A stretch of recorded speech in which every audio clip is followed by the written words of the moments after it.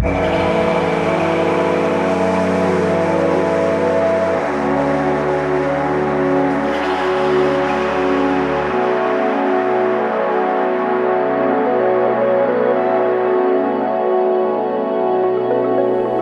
morning, good afternoon, good evening, or whatever time of the day it is for you.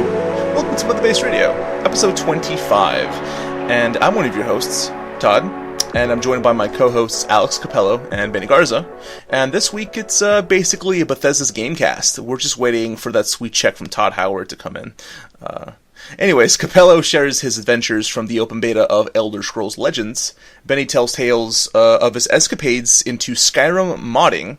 And to no surprise to anyone, I'm sure, I talk about Fallout 4 and my survival run, because that game has basically consumed my life for nearly a year, and it continues to do so. Of course, before we get to the show, we'll start with a song right about now. This song comes to us from 99lives.com, a great service with some great music. When you purchase a song or an album, you can use that music worry-free in your YouTube videos and on your Twitch streams, as long as you give credit where it's due. We're not sponsored or affiliated with them in any way, but as I've already said, it's important to send them a shout-out. So remember, it's 99lives.com. Go check them out on YouTube as well as Spotify and SoundCloud. Enjoy the show.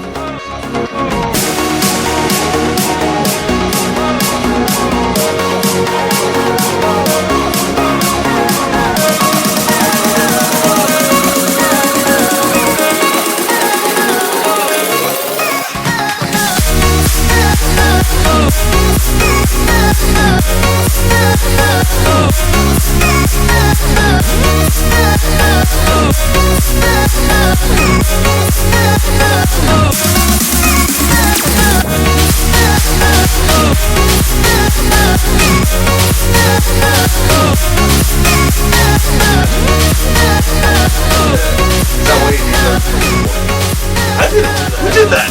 Did you? Fuck. Not me. I think that was you. I didn't see that. You were the one that usually does that. But sometimes I go in and like, wait, who changed all the names?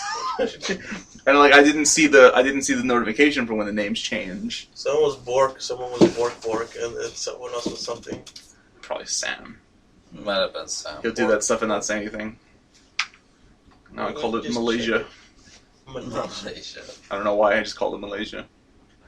Am I Mel Gibson right now? Oh, are you Mel Gibson? I don't remember what I was. Now I have to see, because I forgot. We're in molasses right now, right? No, you're the...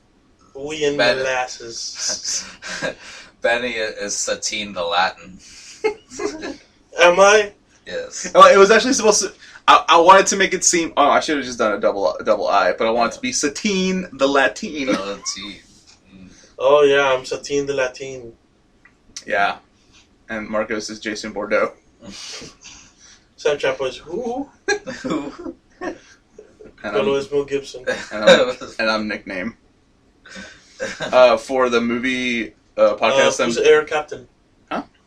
Who used to be Air Captain? Air Captain. Changed the name to Bork. Air Captain. I don't know who that was. Previously, who was Air Captain? I don't remember. This is a mystery of its own. The group I have for the other podcasts, our nicknames are Mel Gibson's Anti-Semitism, All Right, and Gran Torino. No, not bad. Yeah, Mel Gibson's Semitism. The podcast. Today we're going to talk about what Mel Gibson said in the past 48 hours. How racist it makes him seem. Thanks for joining us. You know what? There was this thing, I don't know if you probably didn't see me post it. I think it was on Friday or Thursday. So there's this website that analyzes all your tweets, and then it turns it into a poem. I saw that. Oh my god, that was awesome. Sounds interesting. So I know you said you guys like retweet most of the time, but if you actually write a lot of tweets, it'll grab all that stuff and it'll turn it into poems. There's like there's 3 different formats, and I was messing around with that for a little bit, and that was a lot of fun. You change it to haiku? You know what? Someone should do that. Someone should do that. But all the poem formats rhyme, so it's cool. It's like something it makes no sense, and then something makes no sense, and then it rhymes. So that's a lot of fun. Yeah. I don't use Twitter enough to do that. Well, yeah. I just follow a fuck ton of people.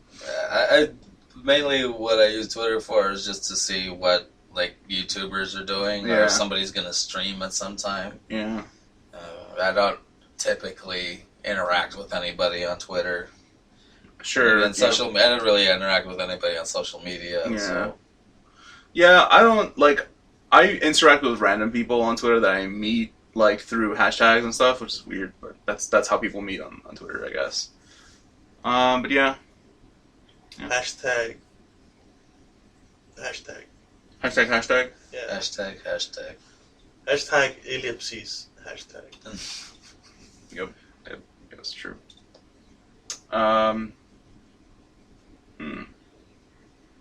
So, Todd, Hi, Benny. what podcast number are we in? Today is 25. 25. Big 25. 25. Old enough to get drunk and maybe get away with a misdemeanor. Yeah, you've been old enough for that now. Good old podcast. Good old podcast. So 25-week-old podcast to do that? Yeah. Old enough to get drunk and order hookers. I mean, when it turned 18, we were saying it was old enough to start doing bad stuff. So, that was you. That wasn't me. That was totally Was you. that me? And then I'm sorry, we were Benny, like, was. yes, at 18 weeks old, he can have sex and drink and I don't know what else Yeah, you but said. week I don't or a remember. year. In internet podcast time, a week is a year. Okay. So I guess. the internet is older than time now. It makes me wonder. It is. It makes me wonder what's Fucking the oldest podcast to be running that still runs. That's an interesting question. Probably before the name podcast was created. Yeah, probably before it was considered a podcast. I'm pretty sure back then it used to be just called like Internet Radio Show or something before podcast became a thing. The Pink Panther. Does Pink that count Panther. as a podcast? I mean, does On it? the radios, when you would tune in and you hear just. Oh, but that's a radio show. Yeah, that's. I mean, they're that's technically just they're technically the same thing, but the similar, difference but is on the internet. yeah, that is the big difference that they're on an FM or AM, right? And this is literally on the internet. Is it? I think WoW Radio, which was Nordrassil Radio Mm-hmm. before, is still around, and Yeah. that's kind of old because that started like 2004. in the twilight years of fucking, or not twilight, in the dawning of World of Warcraft. Yeah. So, and I think it's still around. Isn't one of the biggest WoW podcasts called The Instance? It might be. Yeah. Someone told me about that a long time ago. It's like I wonder how long that one's been running. The longest, the oldest video game media outlet podcast that I know existed was the One Up Show, One Up. and that's old. Like that's super old. They had a show called Retronauts, which I think still exists in some form. That website got shut down 5-6 years ago. So interesting. I know Nordrassil Radio actually spawned the careers of both Total Biscuit and Jesse Cox. No way. Yeah. Old school. Yeah. Also, the Yogscast. Oh. The original Yogscast. Lewis Cool. and Simon. That's super cool. Belmont. No, not Belmont. Simon Belmont. Simon Belmont. Yeah, What about him? I don't know. that's how he became famous. He was Through on a podcast. Nordrassil Radio. A Castlevania character became famous through a radio show. Yeah. Okay. Okay, guys, thanks for having me. I'm a vampire hunter. Oh god. Yeah, he is. I am enemies with the immortal Dracula. Who has yet to shed that mortal coil. So is that Ellen DeGeneres interviewing him? He's cross-legged and he's got the whip on his side or whatever. Yeah. You know, got the gauntlets on. He's waving at people. Hey, go on. I'll murder you. No. You can do it. Charades? Let's do this. Yeah. So, gentlemen, Yes. it's been about a week. It has. Last week was long. Yeah, Last week we were here all day, and there's nothing wrong with that. But I didn't think it was going to turn into that. then again, we got screwed over by fucking Domino's. We for did. several The hours. Domino's. That's what screwed us up. Hashtag fuck you, Domino's. Yeah. And we decided to get snacks and fucking. We still got drinks pizza, though. and- yeah. Before the podcast, Oh, yeah. we were searching for booze hunting, Yeah. and then we took a break to go eat. Yep. And that took forever. Yeah. And then after the podcast, we stayed to talk about comic books for another hour and a half. Or two. Yeah. It was cool. So, long day. Yeah. Yeah. Well, guys, we don't have any news this week.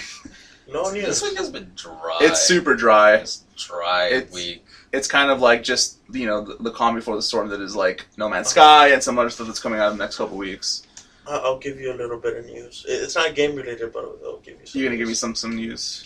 Cover for me. Okay, sure. I'm looking for this. So yeah, it's been dry this week, Capello. There's nothing going on. Nothing super notable outside of ESL going into open beta. Yeah, that's one thing. No Man's Sky being pushed back a little tiny bit. It's a couple days for the PC release. It's a couple of days. Do you like clowns? No. You know this already. Yeah. You're gonna put that story? Sure. Yeah, who cares? Go. Tell me. So in Green Bay, there is a clown known as Gags the Clown, who is walking around at night holding black balloons. Just walking around. He looks kind of creepy too. Okay. I was gonna get a picture. Look at that fucker right there. That's Gags the Clown. Oh God. Yeah, he's spooky. So what's up with this? No one knows. knows. You're serious? Yeah, no one knows. Oh, that's kind of creepy. He's just walking around at 2 in the morning. People made a Facebook page for him. It's like a fan-run Facebook page. They have pictures of him because they found him, and they've named him Gags the Clown. He's somewhere in Green Bay. So if you somehow find this podcast and you live in Green Bay, don't fucking go outside at night. There is a clown out there. That fucker is spooky. The Russians that listen to this podcast are super confused right now. What is this Green Bay? The clowns. Why are you afraid of clowns? Bear mall clown. Real easy. That's horrible. So what? Like, has he done anything? He hasn't. No. He stares at people at most, but I mean, that's enough to make someone uncomfortable. Sure, of course. I would run the other direction. So is he just trolling, or which is a cool troll? Well, it's a fucked up troll, or is he like really fucked up? I don't know. People have been saying that it might be a promotion for a film that's going on, because there was a similar case in where was Somewhere it? Else. There was another place where it was like an indie director dressed someone up as a clown and that looked very similar to the one from It. Yeah, Pennywise, yes, and and he would like that clown would walk around, but it was like a promotion for the film that was going on. So people are saying it might be that, but I hope it's that. I hope it's that too, because like a man just like. I'm gonna dress up in a fucking clown costume and specifically black balloons at night is what seems to like. It's a little weird. It's strange. And they've gotten like police calls and shit saying like, "Hey, there's a man dressed up as a clown over here." But I guess they can't do anything because he's not doing anything wrong. He's in at parks at night, which is against the law because there's curfews and shit. He's literally walking public spaces that you can walk in. Not breaking any laws. Like there's nothing that says you can't dress up as a creepy clown. You're just fucking weird. Yeah. I'm glad we don't live anywhere near there. Because I'm terrified to death of clowns, to be honest. That reminds me of like a promotional thing that happened. I don't remember for what game it was. I think it might have been Watch Dogs. No, it was older. I think it might have been you mean that game you never finished? Yeah, basically. I don't know if it was like another Ubisoft game. I think it was like one of the Splinter Cell games. And so this was like in Ireland, where they had someone that looked like Sam Fisher walk into a bar and point a gun at people. And this was an official promotion. Or no. I think it was Hitman. When Hitman Absolution came out. How legal are guns in Ireland? Well, they're very legal. Very much legal? Okay. I'm pretty sure that's how you get shot. Yeah, no shit. Especially if you go to a bar, someone is going to fucking gut you or do something. The bartender's got a shotgun under the table, trust me, under the counter. No, without a doubt, Yeah, so I think it was for Hitman, and so he showed up as it was a promotion, and I think he did get shot. He was fine, but he got shot. Or he got massively fucked up because it wasn't a real gun he was holding. Yeah. So that's a dumb promotion. Don't do that. Like forgot how long ago it was, but it was that quote unquote prank channel of the guy that would walk around and like, hey, I'm here to do stuff to your wife and whatnot. And some dude in Texas was like, the hell you are? Yeah. And shot him like 3 times. I know who you're talking. I don't remember his name. He says his name at the beginning. Tyrone. I think his name is Tyrone, and he'll go around telling people shit like that. But I've seen I've seen dumb compilations of his videos, and a lot of them look very set up. Like some of them totally do, but some of them are like, did he just really approach these people and say that to them? Yeah. So there was a particular video of some other big black dude who just beat the shit out of him. God. So someone shot him in Texas? Yeah. Of course, he Texas. decided it would be a good idea to go travel to Texas and do that, I guess. No. And you know what? That's terrible. People in Texas do have guns, and people in Texas will use guns. People like their guns here. Yeah. Well. Bang, bang, bang. Shoot. Quite literally. Welcome to Mother Base Radio. Hey guys, where we usually talk about games, but that's so dry this week. We're in the drought, and fuck, is it hot today? It is hot today. It's terrible today. It's been terrible this whole weekend. It's been like 102 was the high for today. Well, Marcos, don't come visiting down here anytime soon. Wait for winter. He usually does, which is a smart idea. That's a smart move. Even then, in the winter, it's not terrible in the winter, but even then in the winter, it'll still get up in the 80s. But the thing is, if it's cold outside, it gives us an excuse to put on a jacket and go outside and just sit down.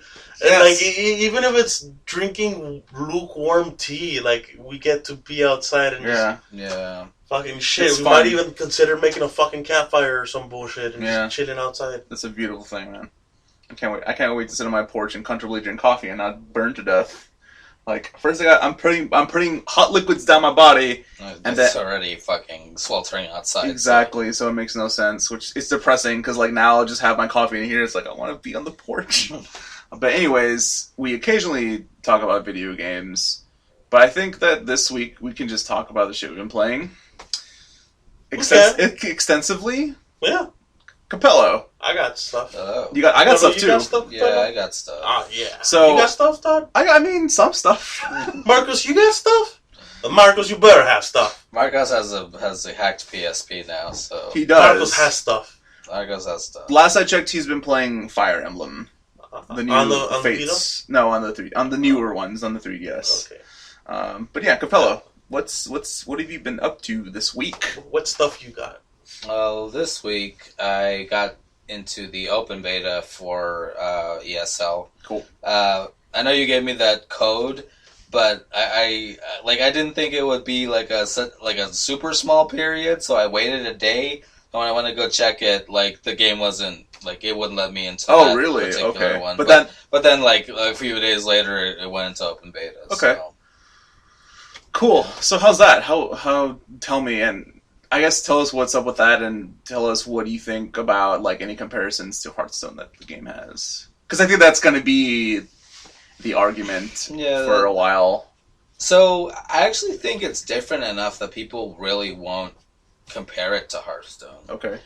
Sure, it's an online card game, and there are some things that are similar, but for the most part, the differences are vast. For one. It's very, very visually animated, to the point where there's actually a story mode. Mm-hmm. Something that Hearthstone doesn't have, except for the adventure packs. But that's not really a story mode. Yeah. There's no real story going on there, compared to ESL that has a legit story. And in the beginning, you start off in a group of 3 people. It's a human mage that has an owl, and then a Khajiit and a female warrior. And they're all sitting around a campfire, and apparently it's after some sort of battle. And then the sorcerer starts on, let me tell you a story. The stories have importance. And then he starts recalling the tale of the forgotten hero, right? And so the Forgotten Hero is basically a hero from the Aldmeri Wars. Which, for those of you who aren't super familiar, it's a time period that takes place before Skyrim, that in which the Aldmeri Dominion tries to take over all of Tamriel, basically. And they detail a story that starts basically with the Aldmeri rising up, the Aldmeri Dominion rising up and taking over Cyrodiil. Yeah. And specifically the capital of Cyrodiil. I forgot what it's called. Was it just called the White City?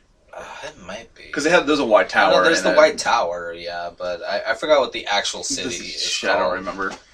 But yeah, like they basically they take it over, and then it starts pretty interesting. You're basically in an arena with another person named Tyr, but you're surrounded by Daedric cultists. Oh, jeez. And they make you fight each other, right? And so the first card battle that you do that introduces you to the game is a 1-lane game, and I'll get into lanes in a little bit, against the person, right? Yeah. And so you beat him, but you don't kill him, and he goes to you and says, like, you're pretty powerful. If we work together, we can escape. Yeah. So that's basically what they do. And they escape, and then they're trying to find like a sorceress, and then you go like you fight some thieves, and you fight a pack of wolves, which is a really interesting fight. And but it's all card based. Yeah. Excuse me. He's dying. It's all like all of these battles. They're card games, but they have story behind them. Like it's you fighting like a few bandits, and then like you fight the bandits with the cards that you have in your hand. Sure. And then the pack of wolves. The deck that the pack of wolves used was a wolf deck, which synergized with each other. That sounds pretty cool. It was a neat concept.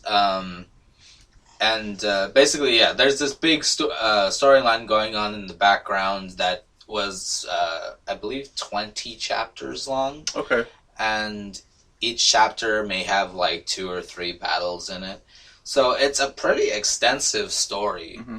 And it's actually one thing that I'm really hoping, like after launch, after they've actually, release the game fully, that they keep adding story updates. Because like having the nameless hero, or like having you be the nameless hero and have maybe the nameless hero's adventures through the card game would be interesting. Or if not, have the sorcerer recount different stories from different heroes from this timeline that is only touched upon from ESO, Elder Scrolls Online, because I believe that actually takes place during the Rise of the Aldmeri Dominion. Mm-hmm. I think it takes place. I think it's like 2,000 years before the events of the Civil War in Skyrim. Okay. I think it's like 2,000 years before that, if I'm not mistaken. I haven't played a lot of ESO, so I don't remember. Mm-hmm.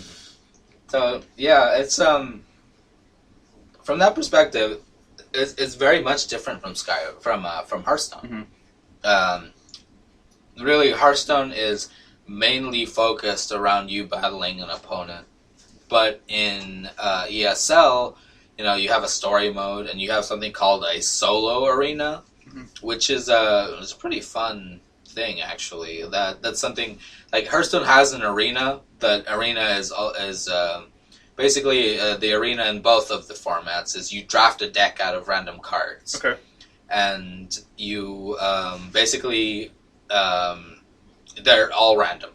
Yeah. Like you get the choice of 3, and then you make a 30-card deck in both of the games, and then you go and you fight.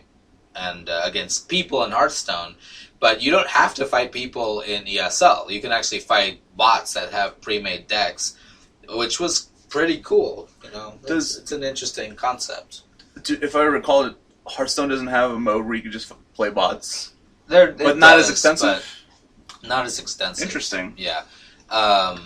For Hearthstone, in Hearthstone's instance, you can fight the innkeeper. Mm-hmm. Which is basically like the innkeeper has whatever decks that are made to just practice or test your deck out, and then the adventure packs for Hearthstone, there you do fight like a person with a pre-made, like not an actual person. You fight a bot, a bot, basically. Yeah.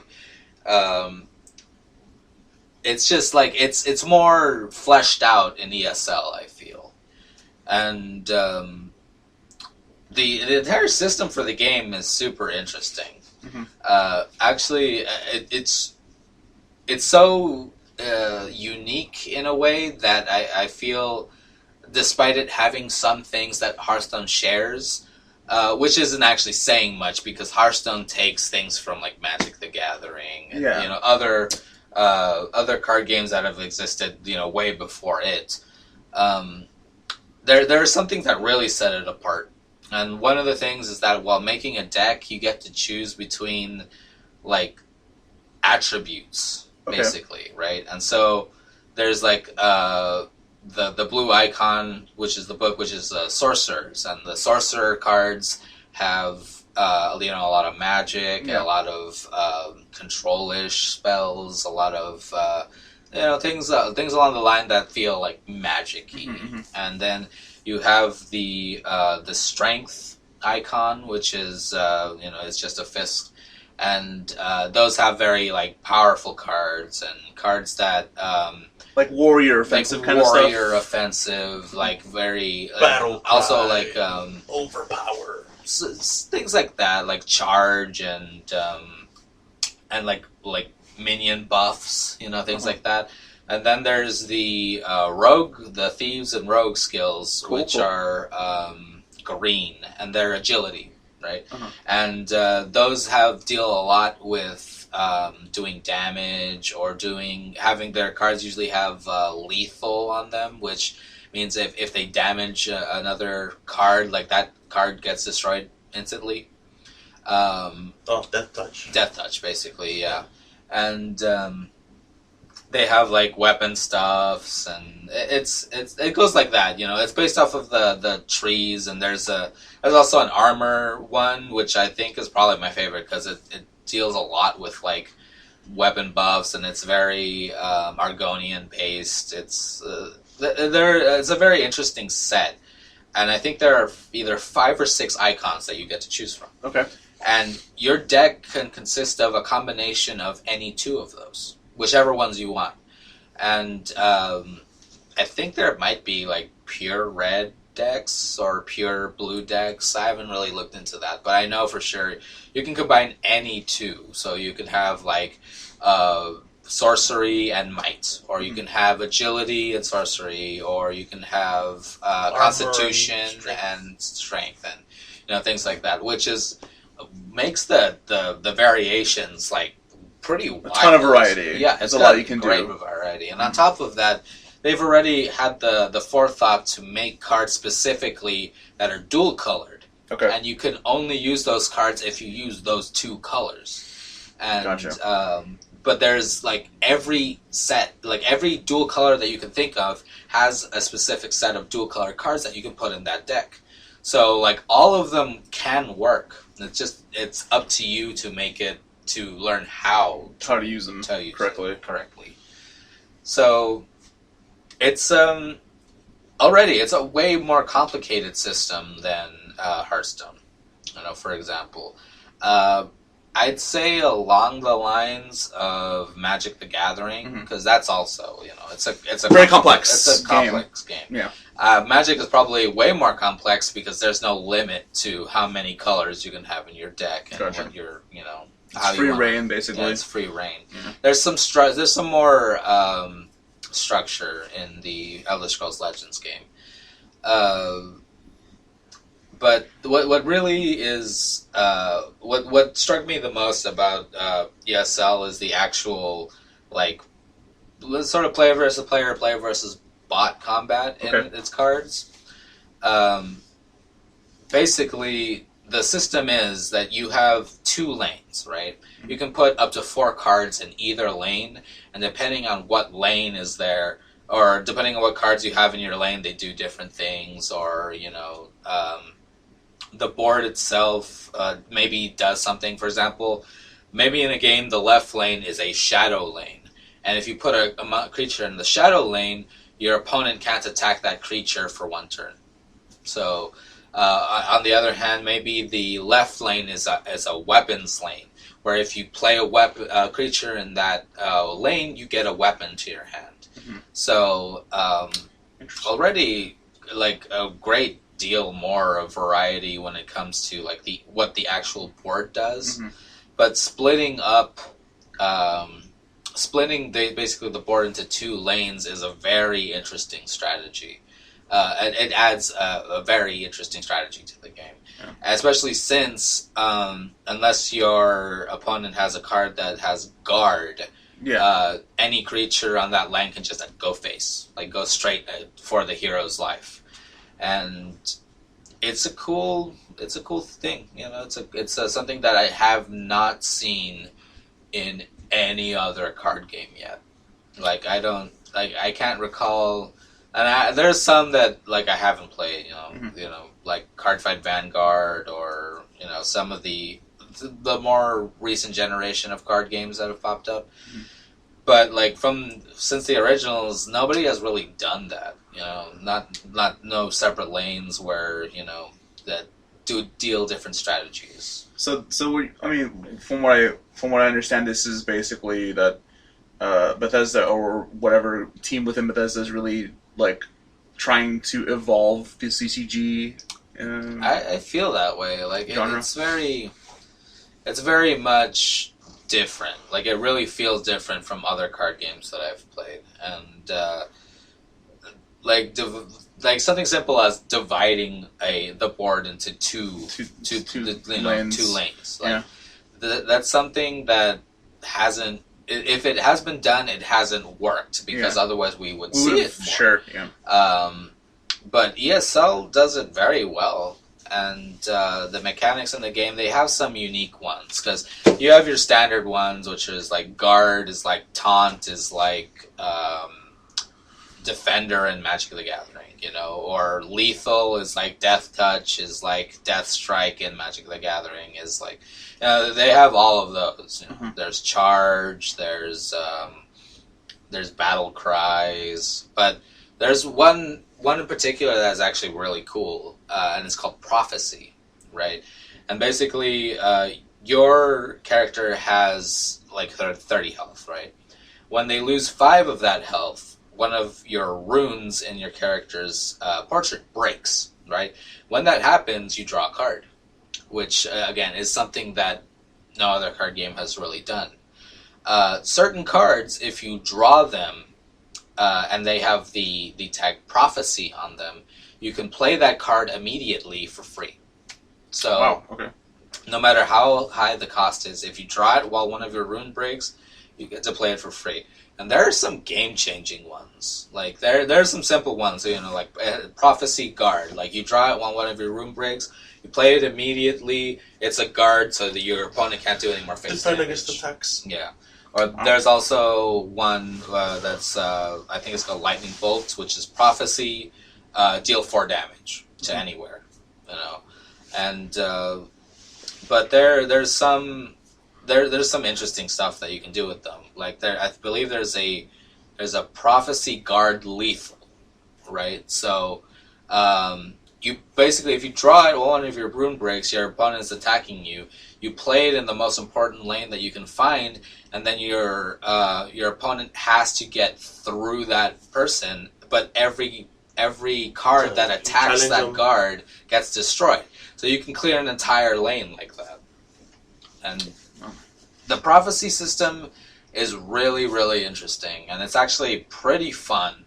I haven't, like, from the limited time that I've had to actually mess with a deck, I haven't really learned how to, like, use it properly, or what the right amount, what the ratio is, how many prophecy cards do you want? How often do you want those cards in the deck? How useful are they compared to having other cards?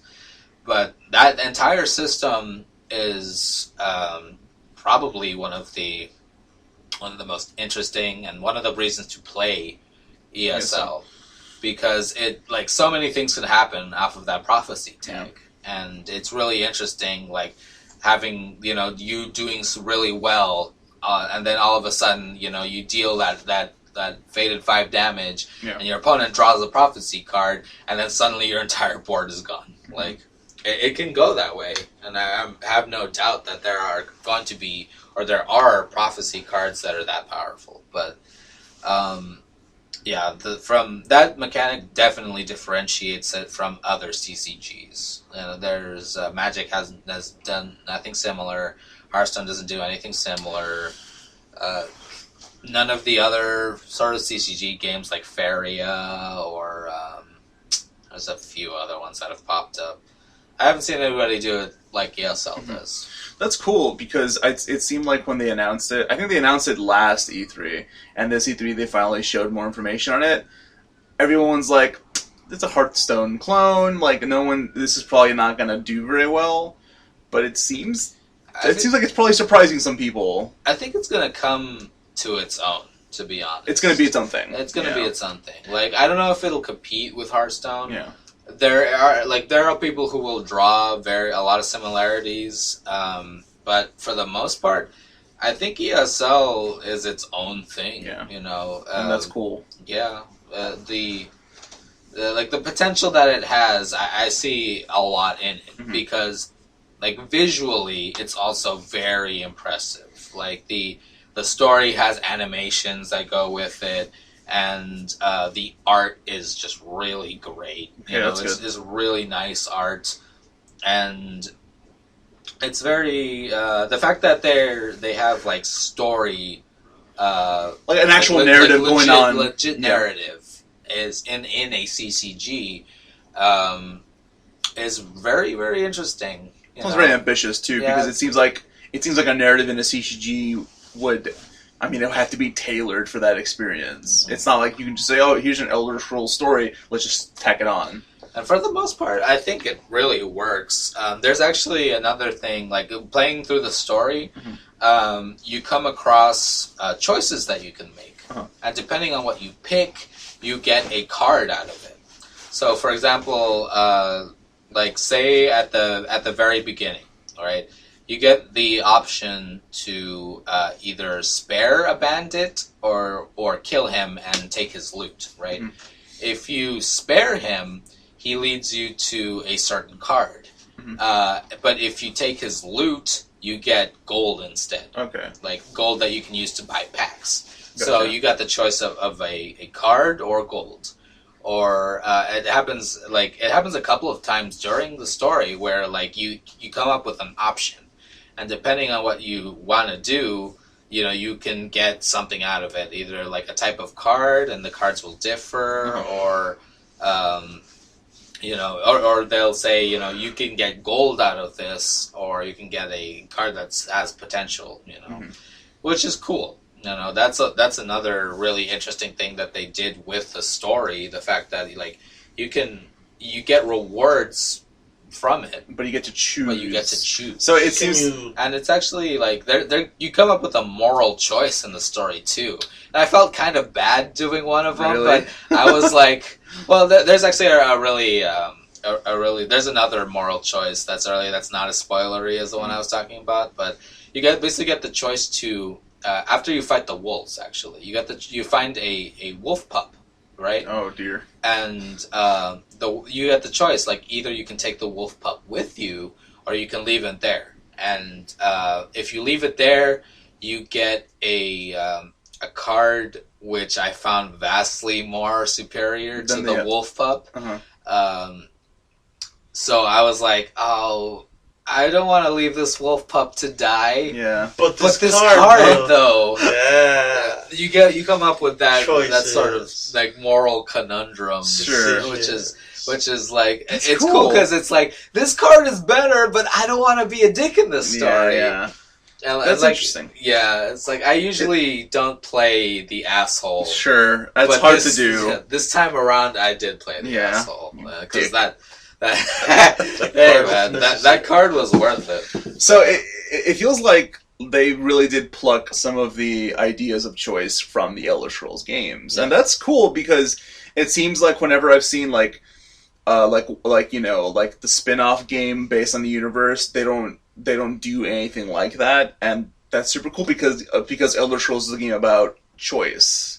So I like that. That's awesome. It's really interesting. Yeah. I hope it comes to mobile. They haven't said any. I don't think they said anything about it, but I don't doubt that it would come to mobile. I'd love for it to come to mobile. Yeah. So ESL is actually a really interesting card game. I have a sort of fear that they won't do like consistent story updates. Like, I'm really hoping it's more like a Telltale game, like that updates frequently. You know, like every month, like it'll update twice, like something like that. I don't think it's a lot of support. Like, and they would have to see the return for that support to continue. Yeah, and I would assume that whatever setup they have for the microtransactions for that game will work because it's a free to play game that I'm aware of, right? So, is there any signs of what they're going to do with the microtransactions in the game, or it's probably just going to be what they do with Hearthstone? It's probably what they're going to do with Hearthstone. Yeah. Like, I imagine like they'll give you some cosmetic options, and of course you can buy card packs with money. Yeah. In that regards, I don't think it'll have too much of a problem. There are a lot more cards than in Hearthstone. Really? Like, a lot more cards. Like starting out, or even right now? Even right now, in the beta, there are a lot of cards. They give you a lot of options. Okay. And like I said, like there are 6 different icons that you can choose from, and each of those has like a large set of cards, and then on top of that there are neutral cards that you can use, and on top of that there are dual color cards that you can use. That's a lot. And yeah, it's really interesting that it's so. But then again, the decks that you make are from 50 to 70 cards. So gotcha. You kind of need a large card pool to be able to. There's some depth to justify it. Yeah. But like it's not that big a problem because I believe you can have up to 3 copies of any card in a deck as long as it's not a legendary card. Gotcha. So yeah, I mean it's looking good. Like the art is great. The card art is great. The story is interesting. The actual, like I said, like the visuals, you actually play on an Elder Scroll. Like, no way! The board is awesome. An Elder Scroll. So that's pretty nice. And if you like drag your mouse over it, like the runes start lighting up on the Elder Scroll. That's awesome. It's pretty cool. Visually, it's actually a very, very nice looking game, and the mechanics for it are solid. The whole 2-lane thing is an interesting concept. The prophecy system and the rune system is very interesting. It's a good game. So I was just looking up to see if there was a release date for it. So we just know it is going to release this year, but it was confirmed for PC and for iOS, and not for Android yet. Which is, well, if they bring it to iOS, they'll likely bring it to Android. That makes sense because they did that with Fallout Shelter, which came out first to iOS, and then literally like 2 or 3 months later it came out to Android. Which at this point it doesn't surprise me because I feel like a lot of apps that come out first. Is it because the platform is easier to develop for, or is it easier to get the certification? I don't know, but I kind of wish they release simultaneous because I own an Android. So I think it's because Android has like several systems to them. Like there's like different Android versions throughout different phones that you can buy compared to iOS has one singular one. Yeah. So it's probably faster to do it for iOS and then go to Android. And there's probably more iPhone users, I would imagine, than there are Android users. Or maybe that margin is very small, but I don't know what the ratio is. But well, I hope it comes out soon. I think it'll be like late fall, maybe. Yeah. If not, October, maybe. Yeah, probably. I would imagine a good time to release that would be around the launch of Skyrim Remastered for console. That could be likely. Yeah, that's a good time to release it or a little before that, right? Because they released Fallout Shelter before Fallout 4 came out, kind of to quench the thirst of the fans. That's cool. That makes me excited for a CCG because I thought when I saw that initially, I thought, well, I don't know if I would play it just because it's an Elder Scrolls related game, if that's going to be the hook for me. Since it's free to play, it's actually worth it just to do the story. Yeah, it seems like a because if you're not super into player versus player, they give you solo single player options, which is awesome. It's like almost unheard of in a card game. Yeah, because like it's supposed to be PvP. Yeah, the entire point is to play other people, but this one you're like, no, we can give you a good experience, like bots and story. Yeah, that's cool. Well, awesome. Thanks, Capello. Anything else you've been playing? This week, no, just Monster Hunter. It's Monster Hunter? Yeah, I played Monster Hunter. Oh, we did play Heroes of the Storm the other day. Yeah, last night, yeah. So, yeah, Monster Hunter and Heroes of the Storm. Shaking off that rust. Well, that rust is real. Is it really? Yeah. Have you... Was the last time you played Heroes of the Storm before? For me, it was weeks. Oh, okay. For me, I'd say months, but it's shit. There have been like 3 characters that came out. Mm-hmm. Yeah. Overwatch characters? No. So for Tracers, I had stopped playing by the time the Overwatch character had come out. Did Gul'dan come out for? Yeah, Gul'dan. He came out already, right? Medivh is also out. Cool. Oriel is the latest one, who's the Angel of Hope Angel. from Diablo. Cool. When is she coming out? She's out already. But why weren't they pushing her then? Oh wait, actually, because when we logged on yesterday, she's on the PTR. She's on the public test realm, which means that she'll be out in like a week or two. Oh, okay. Yeah. 15K. That's they always started at 15K. I might just save my money and just get her because I'm at 10K right now. No, you should just wait. Just wait 2 weeks. The thing is that they're saying that Oriel... That's why, I might wait for her to drop down to 10. They're saying that Oriel isn't actually very good. No? Okay. No. She has a large power spike at level 10. But you have to... I mean, that you're almost useless until level 10. I'm guessing her alt is what changes the tables? Yeah, her alts are really good. Cool. Not cool. Benny? Yes? What have you been playing this week aside from Monster Hunter? Well, my friend... Oh, you want to talk about Monster Hunter? I make it seem as if I wanted to dismiss that. What have you been playing this week? Well, aside from Monster Hunter, which I had, the newest DLC was added 2 days ago? Yes. Oh, there's already a DLC launch for that? They have monthly DLCs. Yeah, oh, that's right. Okay. And packs of stuff. The most notable one was the Okami skin. You get cool. A little skin for your cat, buddy. It looks like Amaterasu. It's cute. I mean, it's a cute little thing you can do. But Skyrim. I got back into Skyrim with mods. Well, all right. And fuck. Yeah. I want to restart because I got something called the archery overhaul. Mm-hmm. So it messed with the physics engine. So it made arrows go farther and faster. Mm-hmm. And they have a different arc to them and everything. There are different bows now, and you make your bows, and not just that. You don't need to level your smithery to upgrade your bows because that's redundant. Bows are usually made out of wood and things like that. Why would you need blacksmithing? Yeah. So they weren't going to create two different. They have archery racks now, where you go and you work on them, and you have to make string for your bow. Mm-hmm. You get 80-pound lines or 120-pound lines. That's awesome. So, do you want to shoot fast? You go for the 80-pound line. Yeah. If you want a farther distance, a bit more damage, you go for a 120-pound line. Yeah. And so you buy bow kits, and the bow kits have like your my first aiming thing, which looks like a little claw, and you pick it up. Like your character, like it has it right there, right? And when you start aiming, it lines up. Yeah. So you could get rid of your.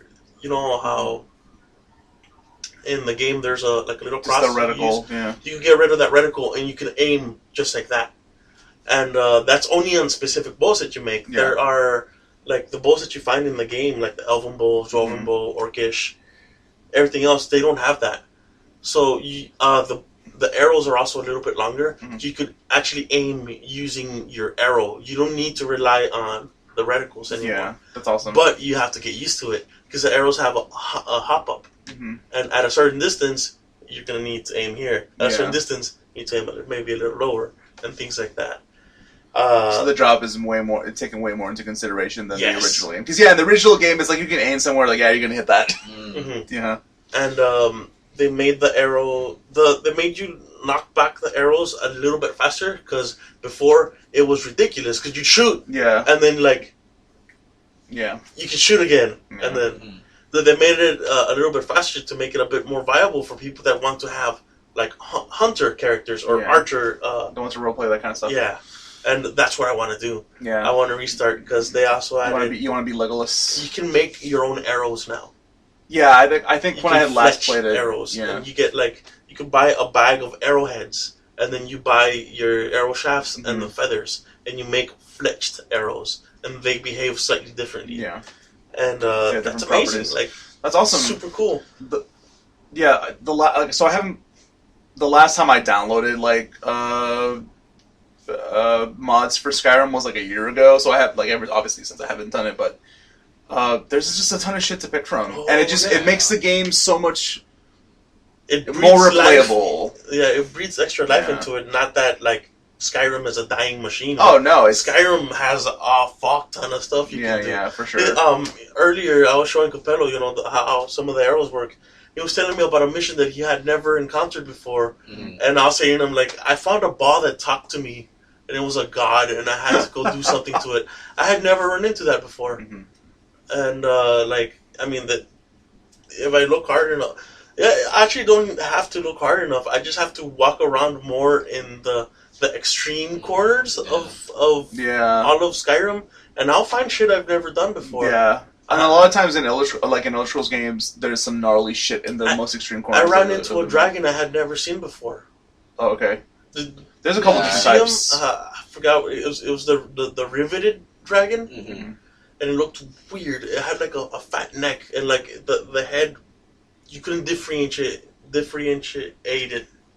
You got it from the neck. It was all one big fat neck type of dragon. Okay. And he was an asshole because he would speak thumbs at you, but the thumbs ate your magic and your stamina. Oh no! So you can't throw fireballs at him, and you can't run away. What do you do now?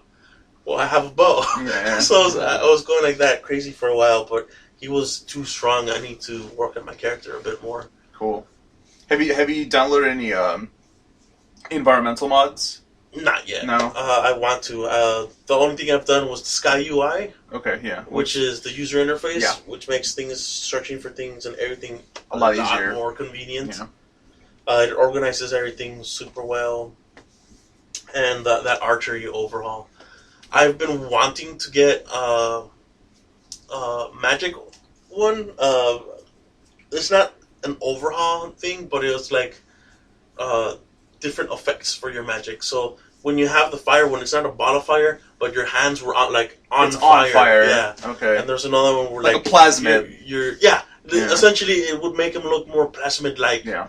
And they would look a bit better. They had redone graphics and whatnot, and definitely interesting. Yeah. And I've started looking at top 10 mods for the week or for the month, and there's shit in there, man. There's a ton of stuff. Whole lot of stuff. It's not just cosmetics. There are when I had first started messing with those, there are full quest lines. They're little things, and there are major changes in custom quest lines.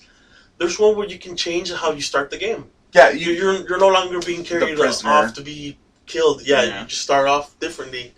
It was called Skyrim: A New Beginning. And I was that's amazing. And then there was another one that did the graphic rehaul for the dragon. Alduin. That's the first one. Yeah, the world leader. Right? Yeah.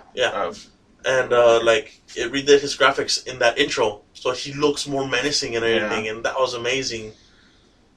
Because actually playing through it, because I did play it recently, because I wanted to use my Xbox controller more. Yeah. That opening cutscene where he does interrupt the execution, it's when I first played it in 2011, it's oh shit. Now it's I could kill you.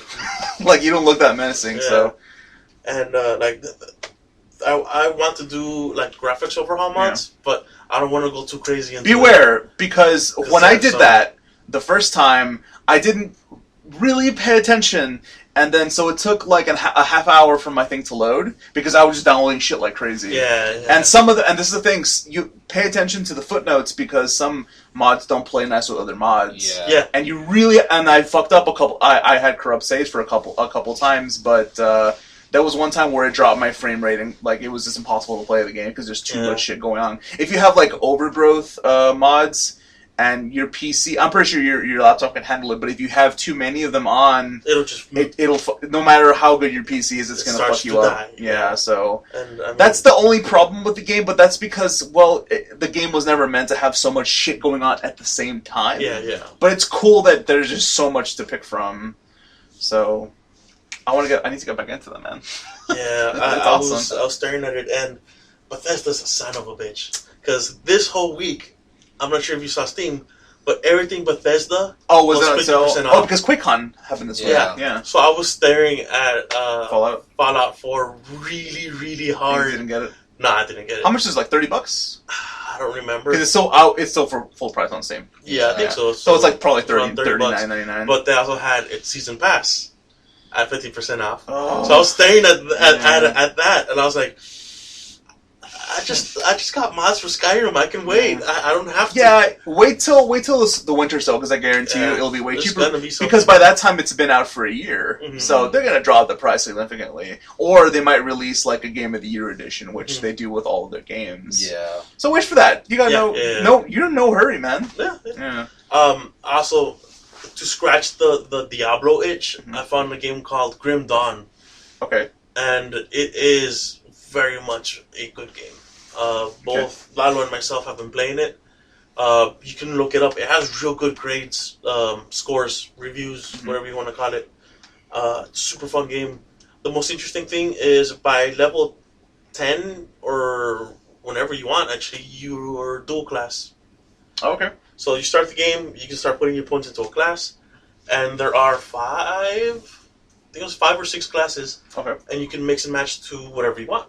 So I became something called a Nightblade at the beginning, and it gives me the ability to dual wield weapons. And I'm doing the damage, I'm doing DPS and whatnot, but they give you the choice to what do you want your second class to be? And so there's a knight, the Oculus, the shaman, and there's a couple other things. So I became a knight, and now my title isn't a knight and an ice blade; it's a blade master. And I have a bunch of passive buffs for melee skills. Gotcha. So, there's an 8% chance I'll do a power strike. There's an 8% chance I'll hit twice in succession. There's an 8% chance I'll do this and that and that. So I have a bunch of things that are augmenting my basic attack. And then I have a couple of skills. And Lalo, my cousin, he went as a mage. I forgot what he became, but his new title is Wizard or Sorcerer. I think it was Sorcerer.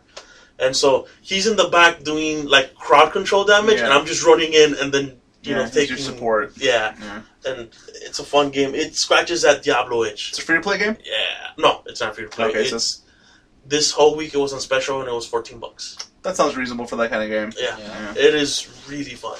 There's a lot of games trying to be the Diablo, and a lot of them succeed in being better. At least when it first came out, because when it first came out, it was I think it was Torchlight that was it was considered the better game. And there was this game I was playing for a while with a friend of mine called Path of Exile, which I really liked. So that's cool. Yeah.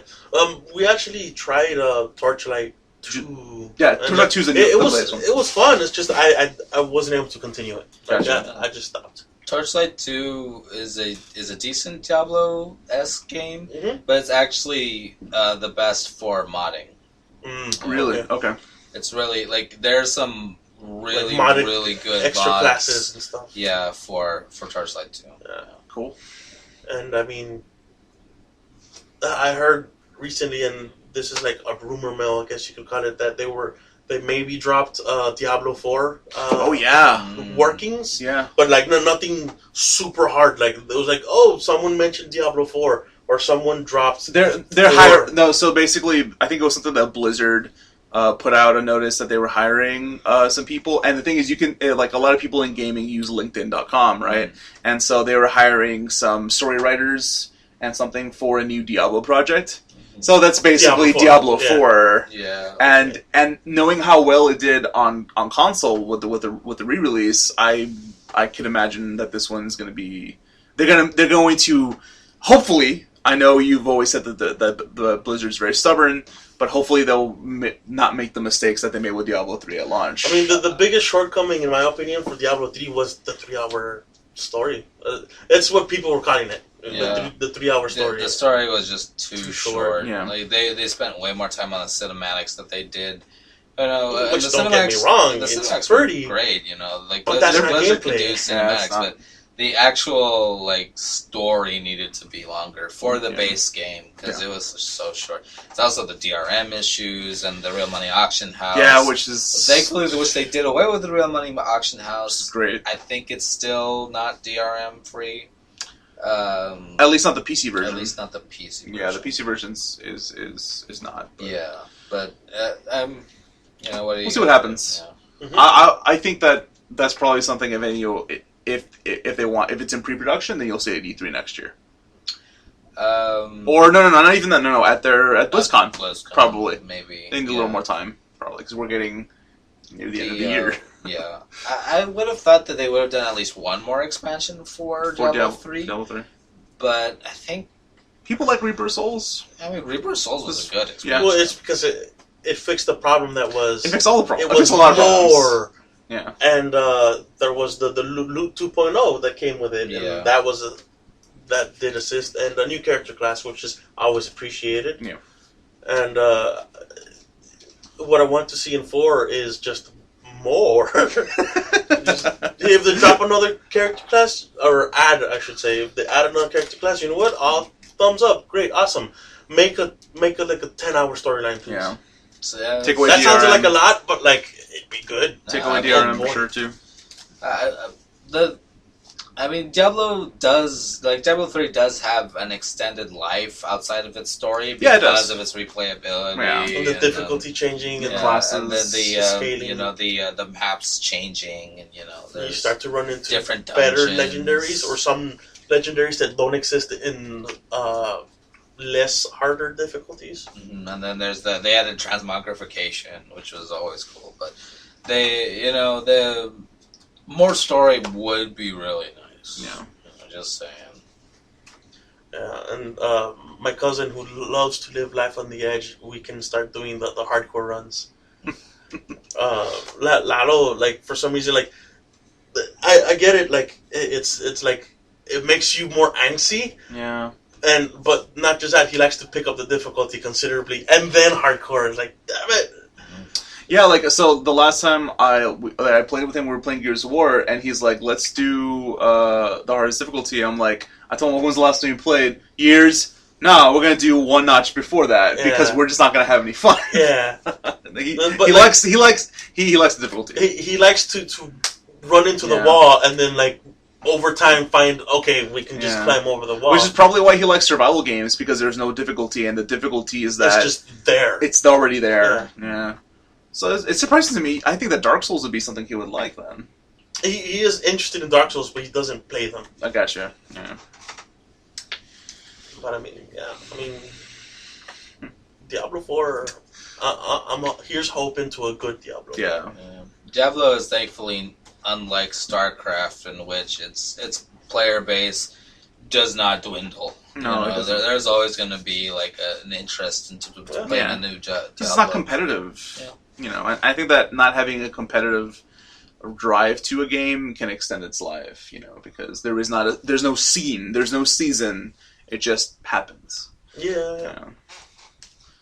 Well, this basically turned into a Bethesda cast for a while. For a bit. It's a little weird, yeah. No, not for a bit. It continues, my friend. Oh, okay. Well, it's what did you play? Did you fall back into the rabbit hole that is Fallout? Yes. Oh, goody. I did. And welcome to the Bethesda cast. So, basically, we're not sponsored by Bethesda yet, but we will be. We would love to. Hopefully. Hit us up, Bethesda. Give us free shit. We love your games. Todd Howard, or I should say God Howard. God Howard. I'll see myself out now. We'll dress ourselves up as Daedric cultists and just follow Todd Howard around. Do his bidding. We're gonna be dragons. He's gonna be riding one of us. Okay, so is that on E3 when he pushes Skyrim 2, motherfucker? Hashtag Skyrim 2, motherfucker. Elder Scrolls 6. Elder Scrolls 6.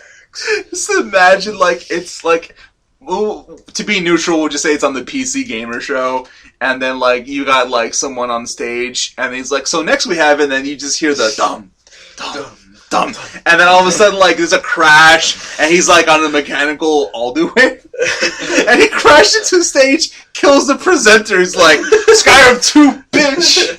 Yeah, we in this! So for the few people who are hearing this podcast recurring, put in the comments how far ago it was that I said that joke that Todd just stole from me. Oh, it was okay. Skyrim. It was during E3. Yeah, we're talking like he's gonna break into E3 on a mechanical dragon. On Alduin, he's gonna just like, was it during the Ubisoft conference? He was gonna crash Ubisoft. And there was some guy like running away, and Todd just like comes down from Alduin and goes, die! Just like it's easy. Somebody. No. I just wanted to start mashing like the Bethesda universe, and like he has a Pip-Boy and he starts calling in bullshit. Fucking power armor start falling from the sky. All we need is Alduin gets a power armor. I don't know if they ever confirmed that Fallout and Elder Scrolls take place in the same universe. So I saw something. It was a mod. No. Okay. I think it was from Shoddycast. Okay. So apparently, you remember, I think it was in the Brotherhood of Steel. Mm-hmm. They have research centers and whatnot. Yeah. There's a plant that's growing in there, and it's glowing. Yeah, okay. And it was NT-R something. Okay. The glowing plant in Skyrim, do you remember what it's called? Nitro root. Newt root, no? Yeah, night root or nit root. Nit root, yeah. NTR dash something. So apparently, Skyrim happens after Fallout. But it's also on another planet because Cyrodiil is not on Earth. No, yeah, Tamriel is. So the main theory was like dragons and everything exist because everything is so eradicated that like it just morphed and got to the point where now they just have natural resistance to radiation, and now this is what they are. And that's why magic exists, because it's just, we found out a method to somehow harness radiation in a form of physical energy. Okay. That's some bullshit. That's some bullshit. That's interesting. But I'll believe it. Yeah. Dragons are just like super evolved death claws. Oh my god. Hyper evolved death claws. That makes a lot of sense. Because the heads of the death claws remind me just a little tad bit of the dragons. Horns. Yeah. Just kind of moving back. But, so I remember last week I told you guys that I started playing Ni no Kuni. Uh-huh. I started playing. You dropped that shit? I dropped that shit real quick, but I'm going to go back to it. Uh-huh. I am going to go back to it. I'm sure you will. I'm going to, because I love that game. That's what I say about all games. But, so I restarted my survival run. Okay. On the game. I made a female character for this, because I had originally made one. You talking about Ni no Kuni or Fallout? Fallout. Okay. There's no. I'm pretty sure there's no such thing as a run. I haven't seen stuff from. I should have given you context, I know there's Pokemon. There's Pokemon. It's basically Pokemon, with way more random encounters. A lot. So I restarted my survival run, and the thing is, the last time I played it, I actually hadn't even saved past like the initial when you just make it out of the vault and go into Sanctuary. So this time around, I made it a little further. And so the thing about the game is that you do a lot more damage to your enemies, but they can take you down very quickly too, obviously. And so in the original encounters with like the Stigwigs and the bees, the mosquito, I forgot what they're called. You easily take them down. Bloodflies, yes, there you go.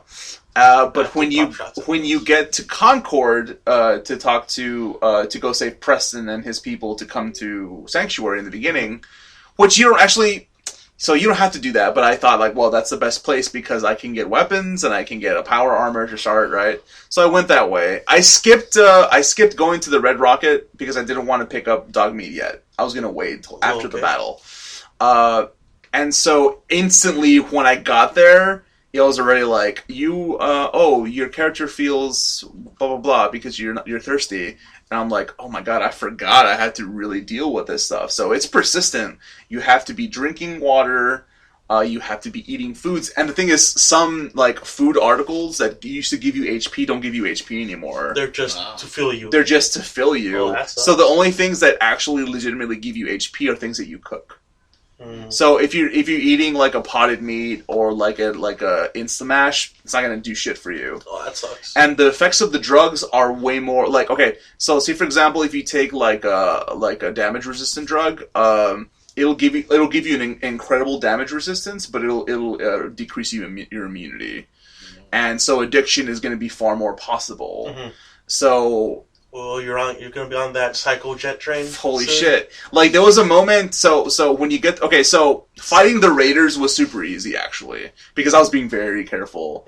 But I made sure I went behind them so I can grab their weapons and stuff because I know that the Death Claw is coming. Like it's so crazy because in that game the Death Claw comes out like immediately, right? The first one.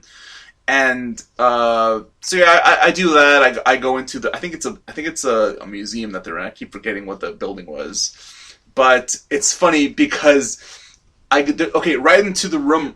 I get into the room where the two raiders are about to take down the door where Preston and the settlers are, and I'm like, you know what? I'm gonna throw these guys. There's like 2 or 3 of them. I'm gonna throw them a Molotov. So then I grab, I prepare the Molotov to be thrown, and then. I'm just so used to the idea that if it bounces, it's not going to do anything to me. And so there was a beam that I had not taken into account when I aimed up, and it bounced back, and I was on fire, and I was dead. Wow. And there is no auto-saving. So I went back to the vault. Oh, boy. And the only kind of saving is if you sleep in a bed. And this is the thing. It can't be a sleeping bag, and it can't be a mattress. It has to be a bed. You can still sleep in a sleeping bag or just a plain mattress, but that's only for rest and to regain your stamina because your stamina slowly during the day it goes away, but it's permanent. So fuck that. So basically, I did that 3 times. And the thing is, when I finally got to the point where I was able to fight the Death Claw.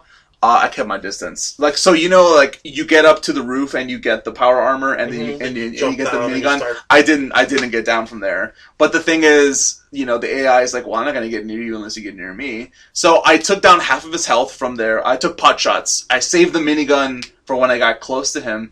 When I got close to him, I went into the restaurant next to the museum and he can't go in there. So I took him out, but It took a lot longer to take him out because he has now in survival mode he has way more health, and all Death Claws are considered so you know how like when you're in VATS and you look at enemies, if it has a skull, it's way stronger. It's stronger. It's a big level. Yes. So in this game, in this version of the game, the survival mode, all of those those or like the Marler Queens and stuff like that, most of those bigger creatures are automatically all higher level than you. They have the skull next to them and stuff. Yeah. So in any situation that you're fighting any of those things, you're fucked because they're just supposed to be naturally superior to you.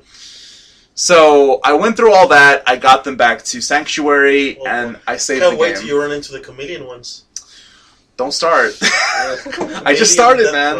But you know what? I thought that I would get bored because it's like, man, this is literally the 4th time that I'm going to be playing through this. But it does breathe a little more life into the game because I'm making different choices than I am before. I'm being way more careful. This is on PS4? This is on PS4. Okay. And so it's going to be like, also there's no fast travel. So I have to walk everywhere. So if I'm going to, the one thing I don't really like about that is the saving system. It's tough. That's because you're too busy to make a bed. You need to shoot rat roaches all day. I have to. So with this blowflies and rat roaches, I have a shotgun just for them. A shotgun? Oh yeah. That's a waste of a shell. Well, Some people say it's waste, some people say it's fun. Use a 10mm pistol, man. But, that's not fun. But I got them back to Sanctuary, and it's funny, because, like, right away you can start building up Sanctuary as a settlement. And I'm like, I'm not going to do any settlement stuff, like, in this run, because it makes... basics and get the fuck out. makes no sense to do it, because you're fucked all the time. And so, I just made the beds. I made sure they were comfortable. If anything, make the biggest farm you can. Yeah, that's what I did. Make them farm all the tomatoes. Yeah, so what I did, I went around the general area, collected food, and I planted it, gave them beds, put up a couple turrets, and it's like, I'll see. Like, I didn't even put up a radio beacon. I'm not going to do that. I think they also need water, and then that was like that's super easy. Water, bed, place to fucking make food. Yeah, that's it. They're comfortable.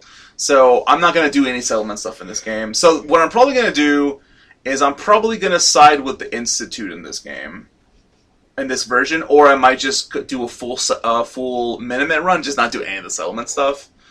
I don't know what I don't know what I'm going to do, but it's going to be crazy going to Diamond City and having to go anywhere else from there. Fuck, that save system is cruel. Are your drop rates for legendaries affected? So they're more they'll be more common actually. Okay. Because the game has become way more difficult. Mm-hmm. But the one thing that really got to me, and I wasn't paying attention to this, was when I was dropping all the raiders in the first situation that I was in, saving Preston, is that ammo weighs you down. Ammo weighs you down now. So that's why I was like, wait, why is it asking me if I want to just grab one bullet? Oh, wait, that one bullet weighs 0.5. 0.5? 0.5 per bullet. What the hell? Or that's a little odd. I think it's that. I don't remember, but I noticed that when I drop some things, it's like, I don't get it. And then I drop like my 50 mil, my 50... so at most, you're going to take like 3 different guns and like... Yeah, you have to be super decisive about what you're going to take with you into a battle. So, and this is the thing. So there was already a survival mode when the game came out, but it was very lenient, and people were complaining about that, right? And so they went, okay. So like, okay, you want to go? We're gonna go. And now people are like, hey, I've seen this on some forums. It's like, hey, the save system isn't very kind. It's like, fuck you. You wanted this. You got it. You asked for it. You pussy. Go back and play it on easy.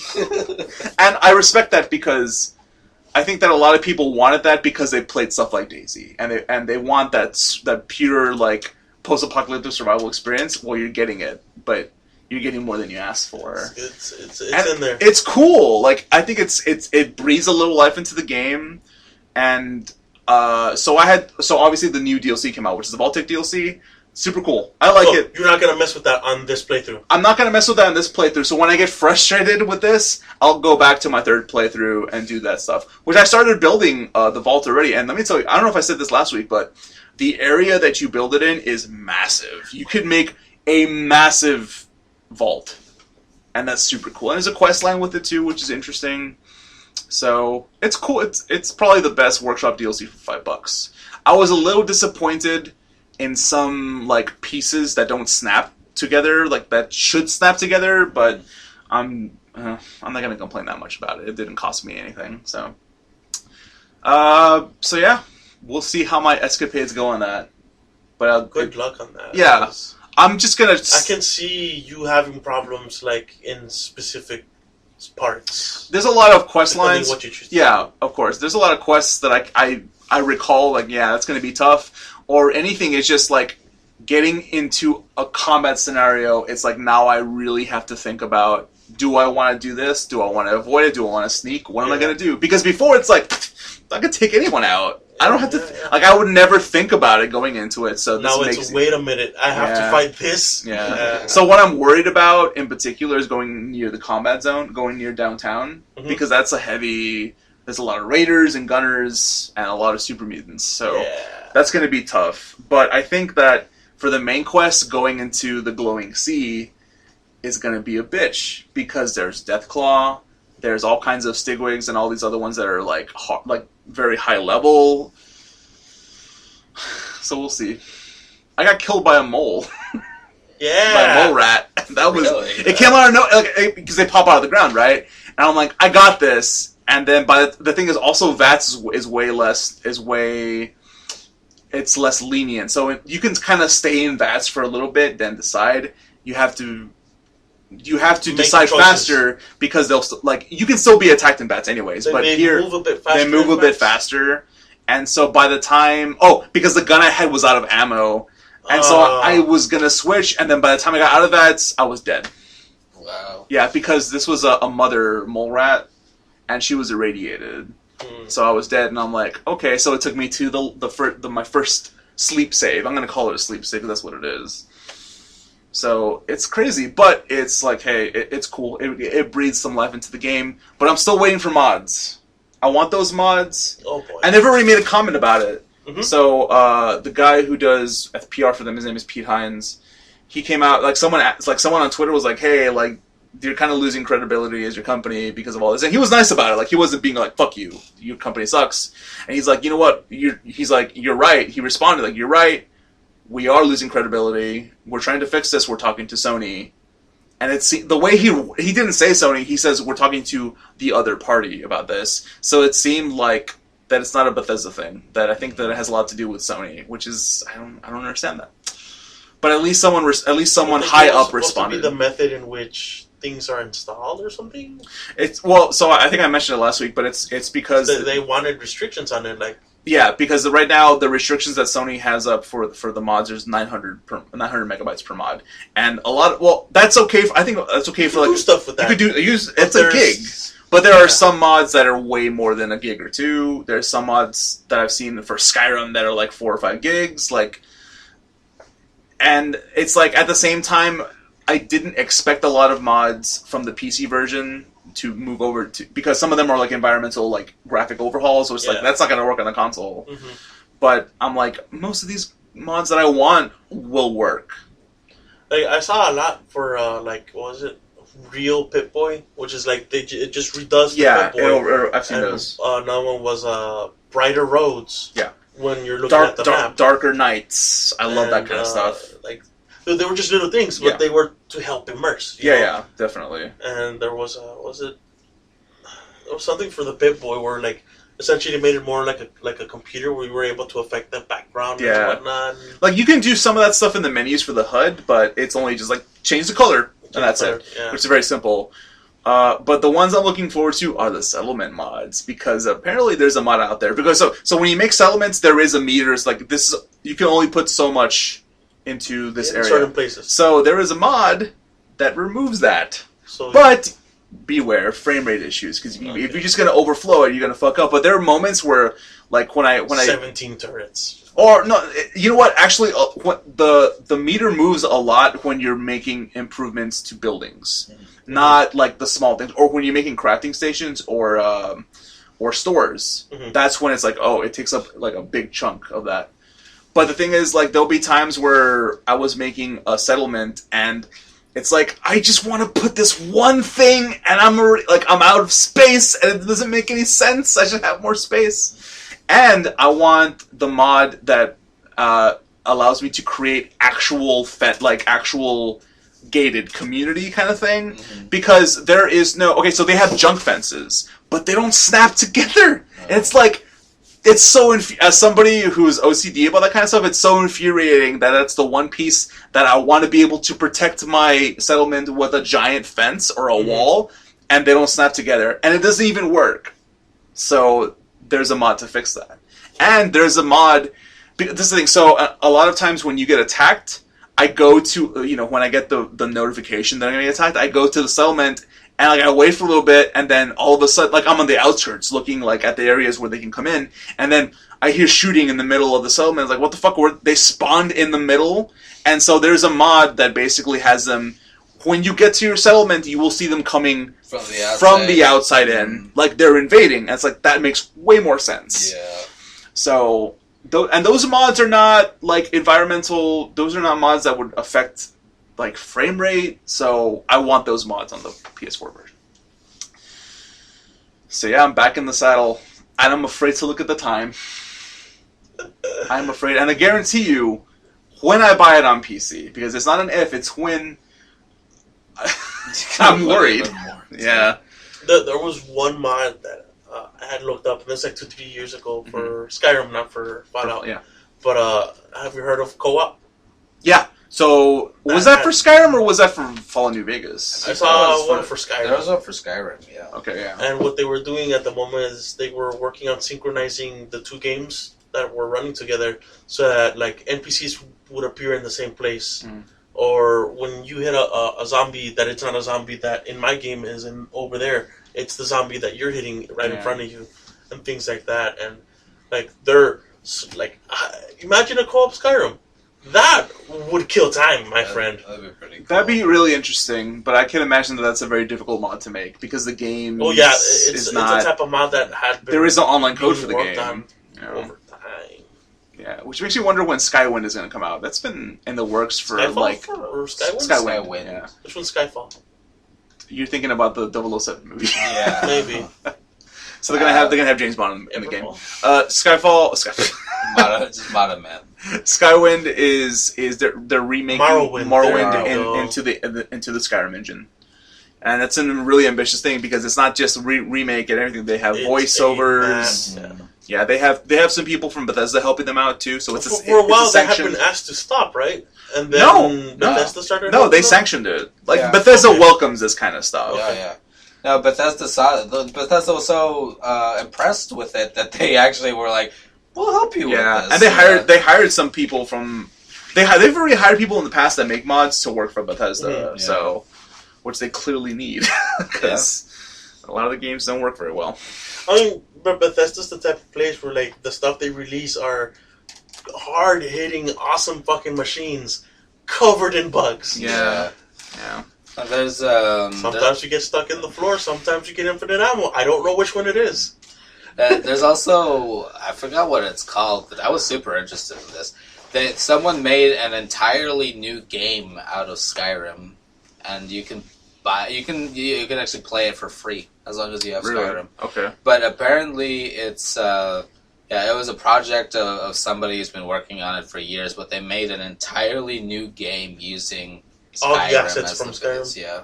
Wow, I've never heard of that. That's interesting. It had come out as an article probably on Kotaku a few months ago. Mm-hmm. I don't know how far the project is, but they said that it would probably be done this year. And that I started getting interested in that because Skyrim is already good.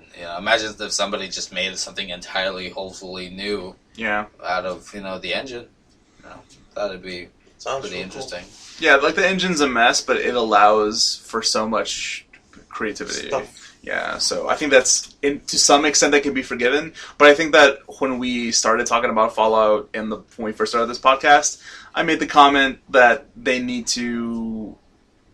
Elder Scrolls 6 needs to not have these problems because it's like even as a hardcore fan, there's a certain threshold I have where it's like come on, man. Like you guys you guys have the resources, you guys have the people, you guys have the money. Make sure your next game is a very different and way less buggy experience.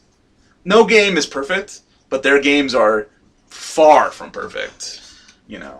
Exceptionally buggy. Exceptionally buggy, and while a lot of people... They get the pass, though. They get the pass for it for some reason. They definitely do, but with Fallout 4, the original reviews were like, nah, man, we're not giving you a pass this time. Yeah. And I agreed with the reviews. I was like, yeah, man, that makes total sense, but I'm still playing it. You're a company that's been running for a couple of years already. Get your shit straight. Yeah, basically. Same thing with Telltale. So goodness, we still love you. So fix your shit. Yeah. So the new Batman, which I've been watching Dodger play because I'm not gonna buy that game. That game is buggy as fuck, and it's like, man, Telltale has had a lot of time to fix their shit, and they haven't either. Yeah. So they got to fix their stuff too. Yeah, they have weird loading issues every now and then on Telltale games.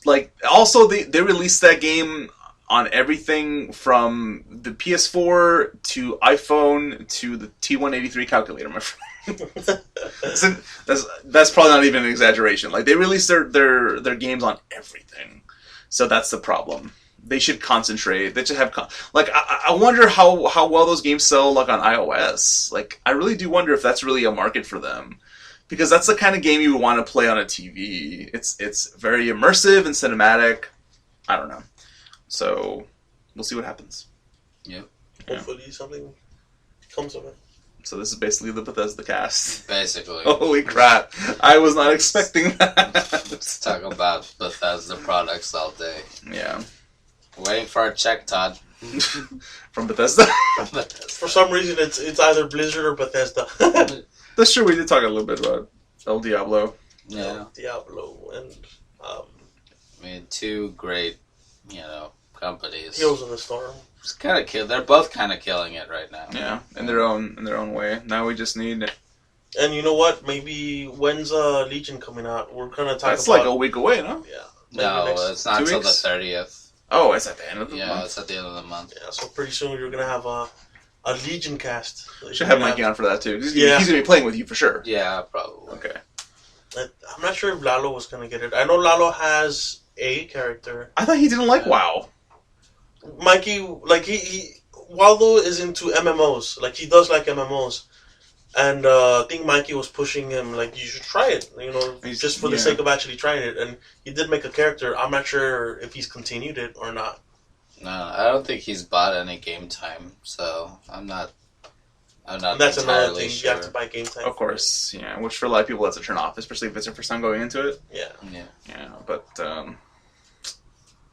yeah.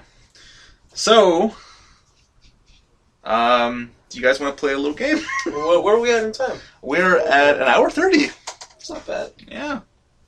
Yeah, we have some okay. some time to play our game. Sure. Yeah. Oh, so we're gonna go into the 2 hours then? Hold on. I mean, look, if that's gonna happen, that's gonna happen. At this point, I'm just kidding. We can do this. No, you're not. All right, so I wrote some new cards in. So actually, for next week, for sure, before we start, you all should pick some games and write some cards. So these all have the descriptions on the back. Like this is okay. So these are not off the back of the box. These are from Amazon. Okay. The descriptions. So I think I'm going to officially call this game Reboot. Yo! Okay. Reboot that shit! It's because I can't think of anything else. So right now on the scoreboard, you have the point. 1 point. You have the leading point. He has 1 point. You have half. I'm no, oh, that's right. You have. I was 0. I have 1 point. No, you have 1.5 points. Mm. I have 1.5 points. I judged. This is a little complicated. Not really complicated. I think it was 1 point, half a point, 0. Yeah. I'm not sure. Because I won that. I won a round against you. Yeah. Yeah. So this time, I think that just to play it safe, I will judge, and we'll just keep it that way, so there's no confusion with that stuff. I have to figure that stuff out. So okay. So Benny and Capello, all right, prepare yourselves to play Reboot. Of course, if you have not played the game, let me know, and I will. I made sure it was a balance of stuff that you've definitely played and stuff that I played, of course. So we'll see how this goes. Dead Rising and shit, I didn't think about that. Metal Gear Rising. Yeah, I just want a zombie platinum game. That'd be fun. Have they done that yet? No, right? No. It's called TMNT. Turtles in New York. Those aren't Zambambos, so. But they might as well be. All right. Biohazard. Benny? Yes. I have picked your games. Okay. And the description is on the back. So please, when you get the cards, read the title of the game and read the description on the back, because I'm going to add music to this episode. I will attempt to not butcher that horribly. Here you go. Okay. Shadows of the Damned and Splatoon. Fuck. His name is Garcia fucking Husper. Yes. Because that's how he says it. That's how you say it. Hunter of demons, and his wrath will bring hell to its knees. From the creative genius of Suda 51, No More Heroes, and Shin Megami Tensei. You did Shin Megami Tensei? Yeah, I actually didn't know that. So. I didn't know that either. Resident Evil. What? Resident 4 Evil. Oh no, like it's in the description. It's like Shin Megami, and it's Shinji. God damn it! Shinji Mikami. Shin Megami Tensei. Yeah. It's basically like parentheses like, oh, this is a game he made. Shinji Mikami. Yeah. The guy that made Resident Evil. Yes, that's what it means. Well, I'm horribly butchering that. It's okay. Suda51, the guy that made No More Heroes, and Shinji Mikami, not Shin Megami Tensei. That's me jumping to an extreme. Come on, you psychological, twisted version of hell. Unlike anything seen before, Shadows of the Damned combines visual actions with dark, grotesque horror and creature of mind-shattering adventure that has to be seen to be believed. Excellent. That's Shadows of the Damned. Shadows of the Damned. So the next one is Splatoon, right? God damn it! How the fuck am I gonna? Okay, I got it. Oh, you got it? Yeah. All right. Well, let the people in the audience know the description. No. Let's find out what Splatoon is. Splatoon is fairly well known by now, right? Sure. Some people know what it is. Some renown. I mean, in the gaming community, at least. Yeah, at least. Yeah. Splatter enemies and claim your turf as ink spraying squid-like inklings in Nintendo's Ultimate Mess Fest. Challenge players online in chaotic 4-on-4. Is it 4-on-4? Yeah. It's bigger. No, it's very small. Yeah. Okay. Turf wars and unleash squid powers to ink your way to victory. May the best win. You're a kid. You're a squid. You're a kid now. You're a squid. You're a squid now. That You're should a kid that You're is a that. kid now. So for You're a squid now. Splatoon 2, that's going to be the quote on the back box. Benny, you're a squid now. You're a You're a squid now. Congratulations, you're a squid now. Alright. All right, Benny. So All right. you pick and choose. You think about it for a second. Already done. Oh shit! All right, let's do it. Alright. Are you gonna punch me or what? Just throw Todd out his window and then we don't play this game. It's easy as that. No, hold up. So, everyone knows that in Shadows of the Damned, you're in essentially a giant gang war between the devil and you. Yeah. It's not the devil, it's a demon, Fleming, specifically. Yes. Because you stole his girl. But that's what this whole thing is. It's a giant, essentially, war to get the girl. So, what if there were other factions? The humans versus the demons. In an all-out turf war. In hell. So, the core aspect would be humans using the goats as light to cover the area in light to purify the location to make it normal, and the demons trying to spread darkness, trying to destroy the goats and cover the world in darkness. That essentially the turf war that is Splatoon, with this time gory aspects to it. Now, to help assist in that, you would have purifications and gore fests.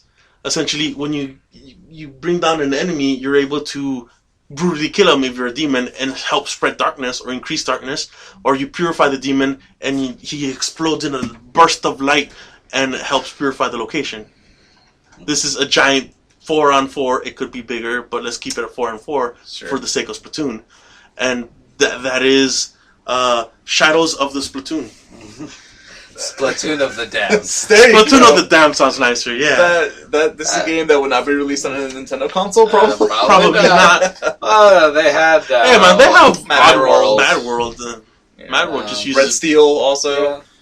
I really like the light and darkness thing. I think I would have gone with it's just like demon blood.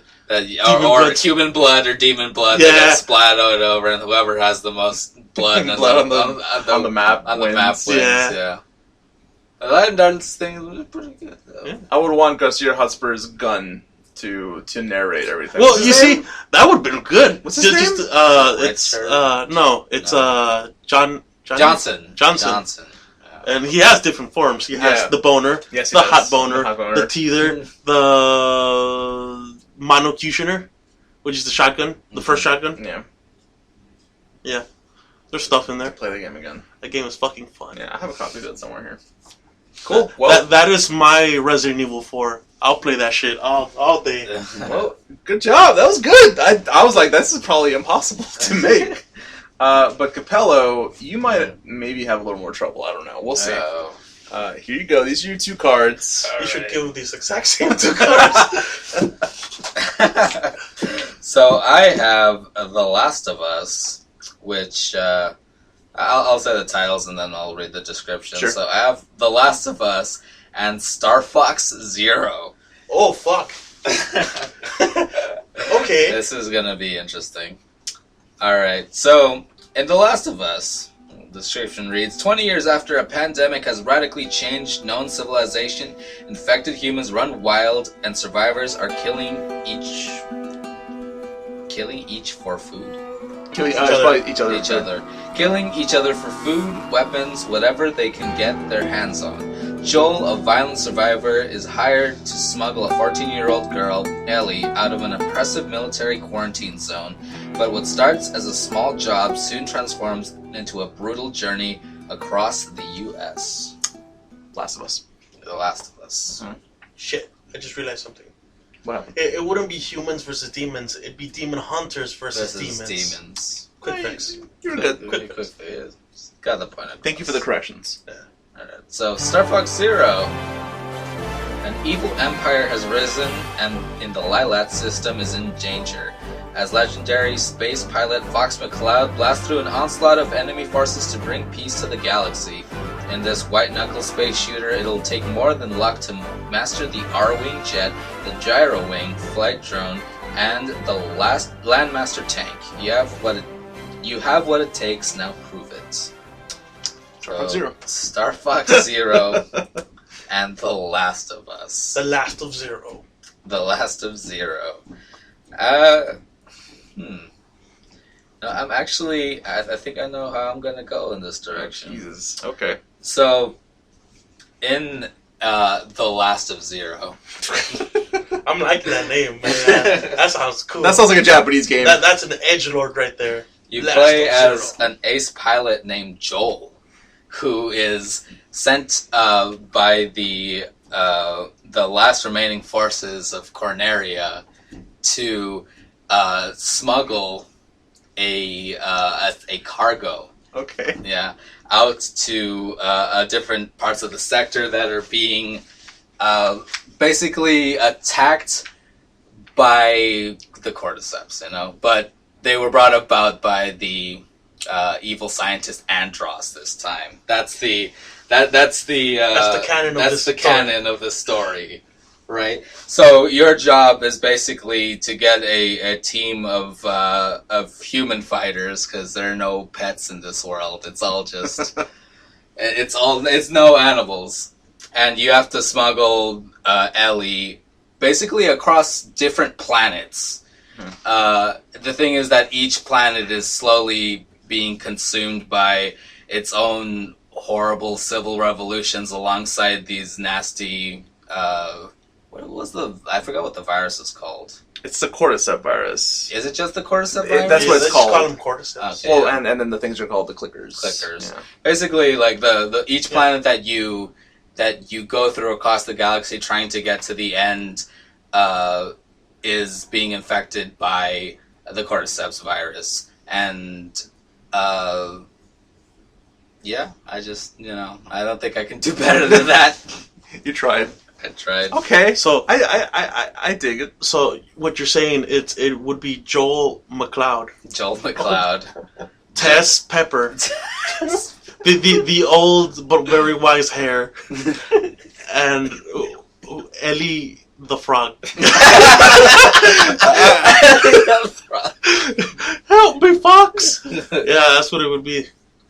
This would actually be easier if it was the shitty Star Fox game, Star Fox Adventure, because then at least shooter. Ellie could be like Crystal, and which like the entire game is about saving her. But I did my best. Yeah. She's the escort mission that is Todd. She is escort. Yeah, she's just an escort mission.